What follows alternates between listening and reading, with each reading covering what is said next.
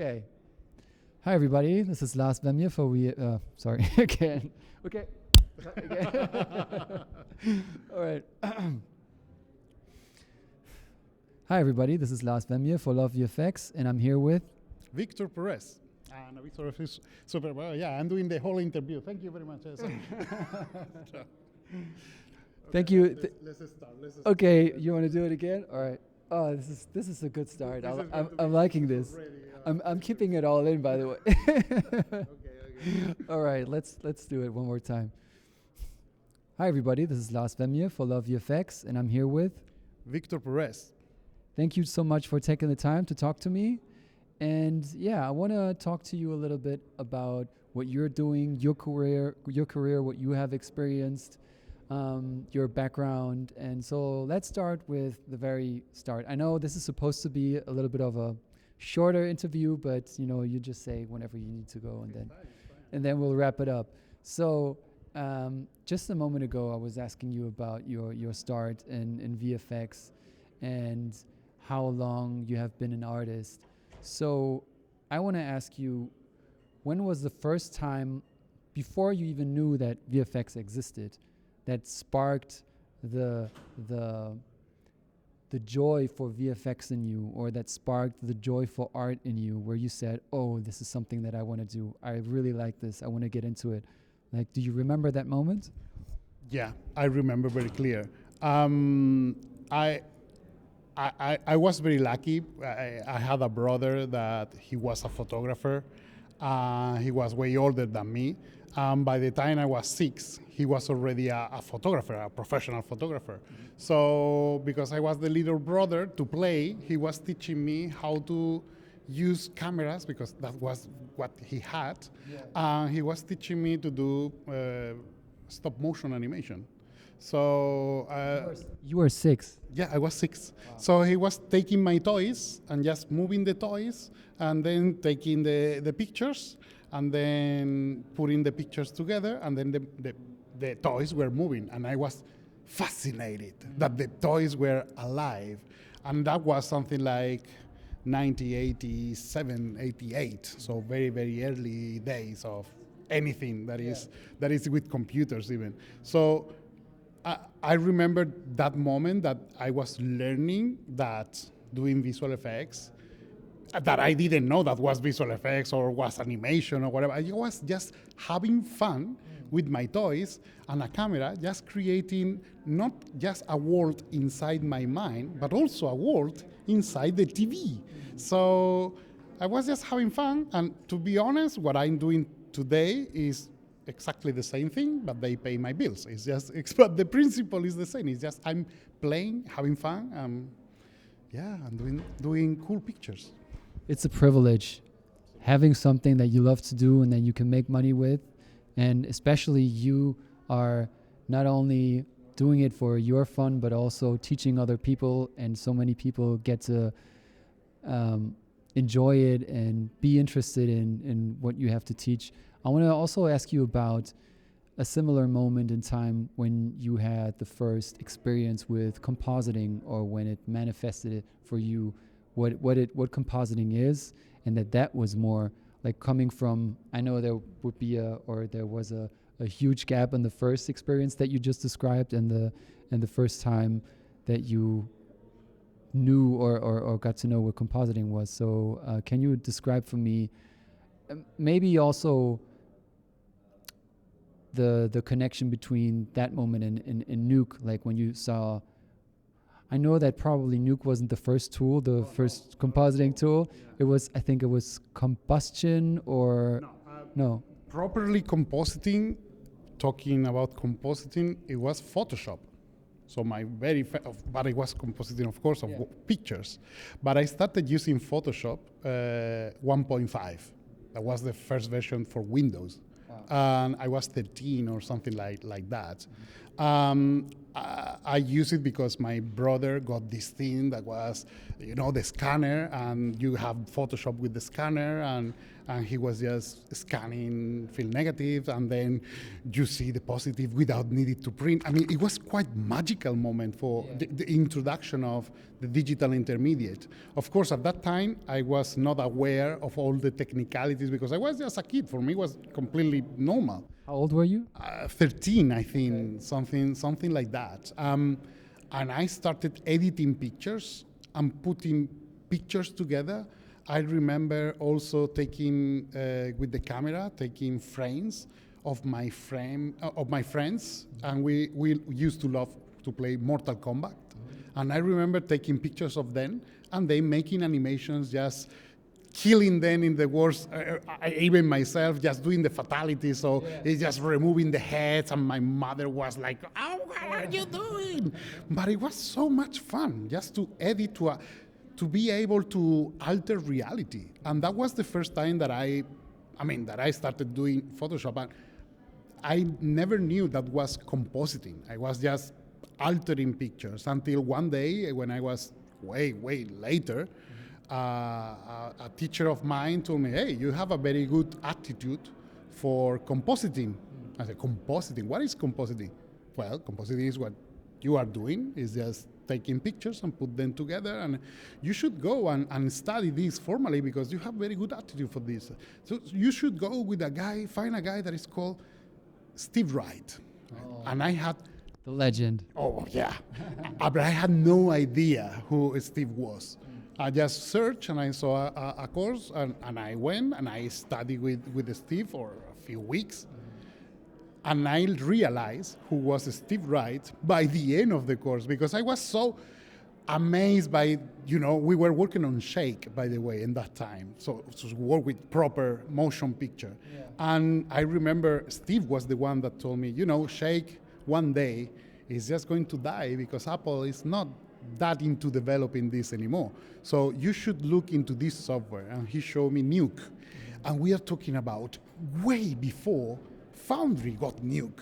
It was still in DD days? It was like, this is hopefully, because it was in the very early days, and he showed us a video of this. The interface was completely different, was light gray, but I distinctly remember that it was in 3D, the 3D space. Yeah. And that was mixing 2D with 3D, because in Shake, it was an amazing software, but it was only 2D. So with the 3D space, it was like, wow, I feel more like a CG artist because I can access the 3D space. And it was super cool in order to create a comp that you can use also the 3D. So I think I had something like 2006, my first experience with Nuke or something like that. And before, I was just having fun with Photoshop, with whatever I could use. Yeah. And then when I was studying cinematography, I was able to put together cinematography, visual effects, and that changed. As an artist, that changed me. So those steps are what I consider my first time, because there is always the first time that you touch the software, the first time you understand what you are doing, and then the first time that you have an artistic intent for all of this. And that was like, that is what I love. I still play, as I said before, and just alter reality, just to create another reality. And now it's like I'm trying to make people to say of my work that, yeah, there is no CG. It's just all for real. Yeah, sure. So this is the thing. It's like, for me, of course, it's really bad that they say that there is no CG, because it's not acknowledging the work of so many talented people. But at the same time, and in a naive way, I'm going to say that it's also a compliment. Yeah. It's like the effects are so good that you don't see the art. Because at the end of the day, if you think about it, it's like magic. When you see a magic trick with cards, you don't notice what happens. But you don't want to know the trick. Yeah. You want to believe it's magic. But it's not magic. There is no Harry Potter in real life. Yeah. It's a trick. So that's why we want to believe magicians are doing magic. is just a trick. So this is what is happening. So for me, it's a compliment. But if you just believe it too much, that, yeah, there is no CG, and they are trying to cover, no, that is like trying to convince me that Santa Claus is real and exists. Kids, don't watch this video without the presence of an adult that supervises you. So yeah, it's like, no, come on, you just need to be honest. But at the same time, it's beautiful that they try. Our job is so good that they are just saying, no, they are not working. It's just a bit, yeah, uncomfortable, but let's see it that way. Yeah, I absolutely get what you're saying. When our job is done well, people don't notice it. And it's not good to say, no, everything is done for real if, many hundreds of artists have worked on a particular project. Yeah, absolutely get that. Because you were talking about the first time that you saw Nuke, do you recall, I mean, there must have been within that excitement the question, okay, how can I get my hands on that software? And from the time that Steve Wright showed you Nuke for the first time until at some point Foundry came along and bought the software to use it for, or to sell it commercially, like, do you remember when you finally were able to get your hands on it and work with it and say, okay, this is what I'm going to do from now on? Yeah. I have to say that I have been, and I am still in contact with Steve. After that, he's like the absolute master of the masters. He's the best of all of us. I remember when the transition was happening, was like, Steve, where can I go just to find more? Because it's good. It's very similar to Shake. That was the best point for Nuke, but it's not the same. So where can I go? And I said, well, just go to Foundry. This company has bought the software, so just go to them, tell them that I send you, and tell them that to show you how it works. And I like, can I just go to the company? I said, yeah. He gave me the address, and I went to London. I remember it was in Wardour Street, in the corner with. Right now it's in front of the M&M's stores, but in that tiny building, there was in the third floor, there was this little office with, I don't know, 12 people, and that was Foundry. That's all. That was Foundry, and I just buzzed, and it's Nick. Hello. Well, hi. I'm Victor. Steve Wright sent me to show me Nuke. What? Who are you? Come here, man. And there was Ben Minal, who is still not at Foundry, but he was in there. He was the head of Foundry in there, and he was. I remember he showed me a bit of the software. You do this, that. He gave me 2 T-shirts of SIGGRAPH of that year. Remember what year that was? Can be the SIGGRAPH of 2009, if I'm not wrong. And they was from the Nuke user group. And I remember because the logo was a group of Node, the Node group, and inside was user. So it was the user group. So yeah, it's like a pun. But I remember that, and it was like, yeah, you should talk to Matt Lerner, who is a trainer. He's still a trainer. I'm not sure, but he was a trainer for ILM for a long time. I don't know if he's still, hi Matt, you are amazing. and he was teaching me, actually, in Cardiff. It was like a journey for me. So I was just learning a bit from artists and gathering whatever I could put. And I was bringing my own experience because I studied cinematography and photography before that. So I was always interested in how to make the trick so real that nobody is going to notice that. I always wanted people not to notice my work. And I was obsessed with that. So I never was obsessed with making beautiful pictures. I was like, people just say, what have you done in here? So it is impossible. So with Matt, Steve, Foundry, and then I was like, yeah, now I'm prepared. And when I remember, it was in 2010, that Framestore switched to Nuke, ILM switched to Nuke a few weeks later, Weta, it was in the same period, and it was like in around 3 months, everybody was transitioning from Shake to Nuke.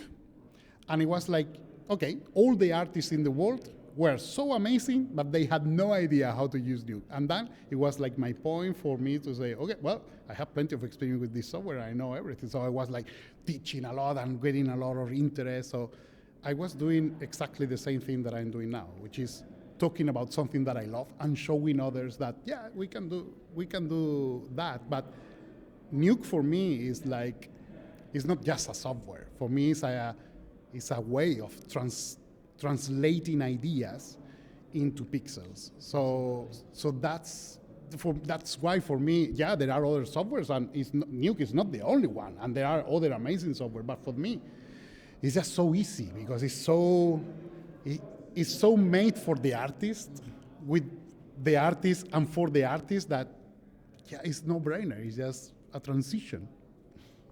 It's sort of whatever you can imagine. If you put work into it, you can also at least look like it's real and make it look like it's shot out of one camera. I mean, of course, that takes a lot of mastery and time to learn how to do that. But then there's the topic of AI and the way that the technology is changing. So what are your thoughts on AI as far as the future goes when we try to look into the next 5 to 10 years? I know that nobody can really say what it's going to be, but if we just, yeah, what are your thoughts on that? I think I have been thinking about this for a long time, and my conclusion is like artificial intelligence will be at the best as good as the best human artist ever existed. Never better. Because it's copying, it's replicating. Even if it's mixing, even if it's going to be an amazing tool. It's going to put at risk artists? No. I don't think it's going to risk artists. But just to be clear, not everybody working in the industry as a compositor is an artist. There are many compositors that are behaving are technicians, operators. No, artist is a different thing. Artist is someone that is going to put storytelling in there. So it's not about just making the pixels to look right. Artificial intelligence is already beating us at calculations way faster, way better, way more precise than the best human being ever. But it has no point of view. So there is no artistic intent. So right now, what I believe is that if you try to behave as a machine, machines are just going to steal your job because you are just fighting against them with their weapons. No, just go to a separate path. Be an artist. Try to use the storytelling, not to replicate, not to stop in the technicalities of the shot. That's why when I'm teaching, and every time that I'm trying to transfer the thing is like, there are so many things you can do with light. And for me, the best example for that is Caravaggio, for instance. So if you go to the painters and you see that some of them were using light in a way that is not just reality. They go beyond reality because they give a sense to the story. That is something that a computer cannot replicate because they are not human. So storytelling is based on the chaos of the human beings. So, I mean, a computer, even the best computer and the most advanced computer in the world, cannot create a randomized number. So what does it mean? It's like there is no way you cannot know before the computer tells you the number. You can always know what is the number because there is an algorithm in there. So you can predict what it's going to do, even if it's a very complicated prediction, but you can always predict.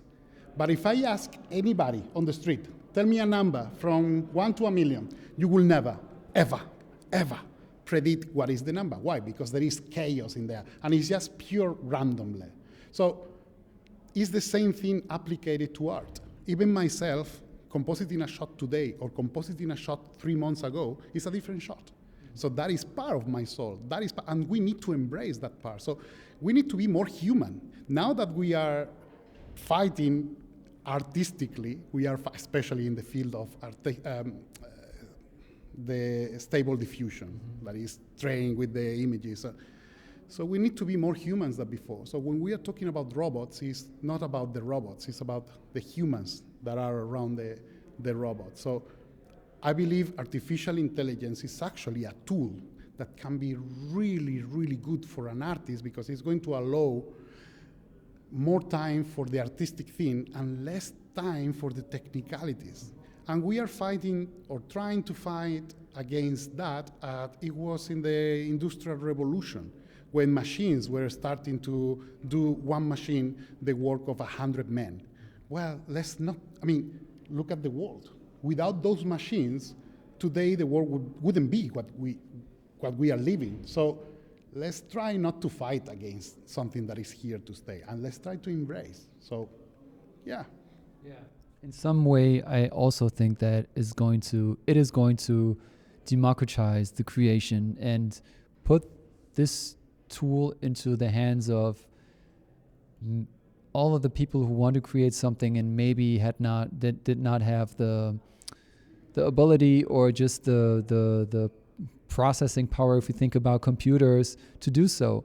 And yeah, but I also think what you just said is very true as far as the human aspect. And I also think humans want to look at other humans. They want to see the work of art of other humans.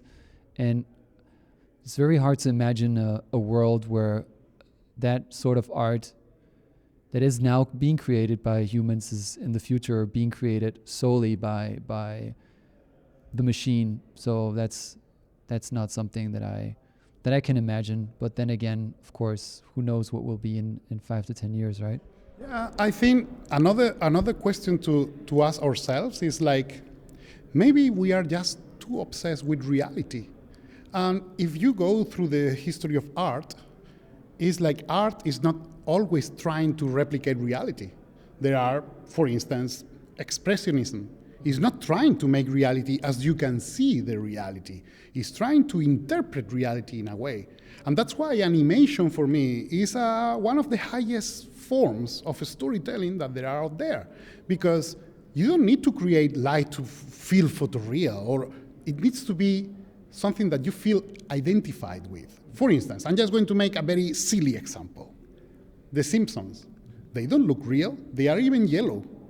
But how they behave, what they are, even the cliches of, I don't know, Homer Simpson, that you see yourself as Homer, or you see yourself as Bart, or whatever, you see yourself in a piece of any of those characters. So, because those characters are kind of representing us as a whole. So that's why it's about humans. So it's not about how precise is the eye of Homer Simpson. It's like, what is the story telling me about? So reality, I think now that we have the machines that are helping us to block reality, maybe now it's time to move from reality and start creating other ways of cinema. Because right now, I believe artists think that we just got to the maximum level of storytelling. And no, Germany, for instance, in Germany, expressionism was like, come on, Metropolis. That was like one of the most amazing visual effects film of history, and that was not trying to replicate reality. It was over reality, and the way it was organized, and the code and everything. It's just like, maybe it's time to shift the paradigm and start appreciating more other ways of storytelling. And that is something that maybe machines are, I don't think there is any danger that machines are going to be better storytellers than us. If you ask machine learning or whatever, if you ask any machine to tell you a joke, it will never be fun, because they use logic, and jokes are very illogic. So that is what I mean. It's like they are going to be programmed, but someone has to program the joke, because the joke plays with the chaos of reality. So misinterpretation. So storytelling is just that. It's a joke in a very complicated way, which is a trick. Yeah. It can be very complicated and very simple, but you need to be But maybe, yeah, who knows? Maybe the machine in the future, or the machines or the algorithm, will be able to get the gist out of it, what it is, what it means. But anyhow, I want to thank you for taking the time, Victor. It was a real honor, a real pleasure. And yeah, hoping to do more interviews with you in the future. And again, thank you so much. Thank you. It's been my pleasure. Thank you.